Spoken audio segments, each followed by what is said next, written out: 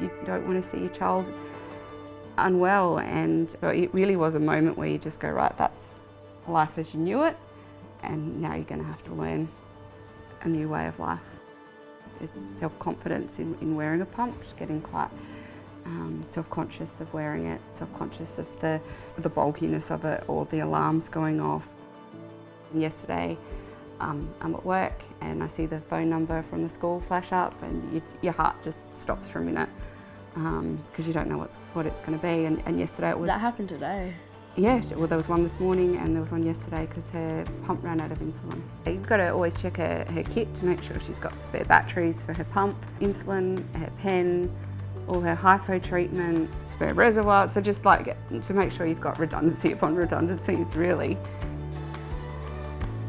Just we were getting ready for a social event and she's trying to find an outfit where her pump wasn't showing, and we couldn't find one and she didn't want to go. And then that was really upsetting because there's nothing I can really say in that moment to go, no, you're right, because I don't know what it's like. I can just be there for her and let her have a cry, a bit of a cry together, and then we regroup. And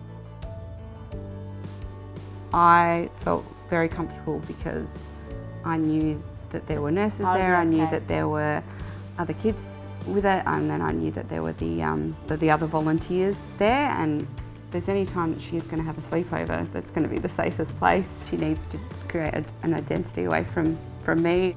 I think it's probably one of the biggest challenges when a child has type 1 is because the parent wants to be just micromanaging them all the time, and they don't really get a chance to just be a kid and run around. I came to pick her up and then we got in the car and looked over and she was crying. It was sort of one of the first times I was really humbled to see that you were crying, because it meant that she'd had such a good time and that it did allay some of those fears that I'd had about her making friends at the camp. It was actually quite sweet to see. It's been really good to hear her in a room chatting to these girls, and it could be normal stuff they're chatting about, they could be comparing blood sugars, and that's completely normal. If Lily's experience is anything to go by, I would highly recommend parents encourage their children to go.